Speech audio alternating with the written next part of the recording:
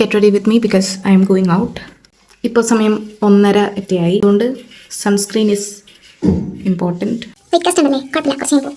വീണ്ടും ഞാൻ കാണിക്കാൻ പോകുന്നത് എൻ്റെ തീർന്നു പോയ ലിപ്സ്റ്റിക് ആണ്. ഇന്ന് ഞാൻ എത്ര എന്ത് ചെയ്താലും ഹോംലെസ് ആയേ തോന്നുള്ളൂ. കാരണം എന്താണോ, ഞാൻ എന്ത് ചെയ്തിട്ടും എനിക്ക് ഒരു മെന വരുന്നില്ല. ബ്ലഷ് ഇടണം, മൂക്കുമാരി പിടിച്ച് പിച്ചിയ പോലെയില്ലേ, കുറച്ച് കളഞ്ഞാൽ മതി. ഞാൻ കുറച്ച് സംസാരിക്കണം എന്താണെന്ന് വെച്ചാൽ, വീടിൻ്റെ പുറത്ത് എൻ്റെ തൊട്ട് മുന്നിലായിട്ട് ഒരു ചേട്ടൻ നിന്ന് പണിയെടുക്കുന്നുണ്ട്. കോളിംബൽ ഞാൻ പോയി തക്കൂല. കൊറിയർ എന്തോ കൊറിയർ വന്നിട്ടുണ്ട്, അൺബോക്സ് ചെയ്ത് നോക്കാം. എന്താണെന്ന് എനിക്കറിയാം, ഇത് ഒരു ജീൻസാണ്. ഇതാണ് എന്താണെന്ന് എനിക്കറിയാത്തത്. Let's കുത്തിപ്പൊളിക്കൽ it. തോന്നുന്നു ഞാൻ ലിപ്സ്റ്റിക് ഓർഡർ ചെയ്തിരുന്നതായിരിക്കണം ചാൻസ്. യെസ്,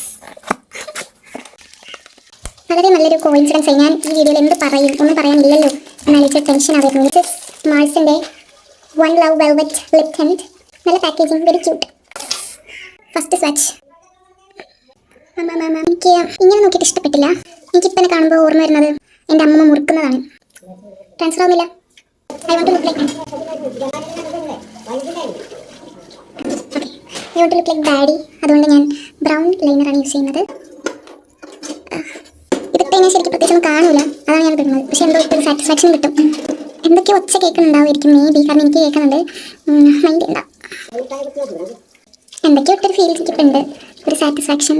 കുഴപ്പമില്ല. ഇതാണ് ഇന്നത്തെ എൻ്റെ ഗെറ്റ് റെഡി വിത്ത് മീ. പുറത്ത് പോയിട്ട് കാണാം.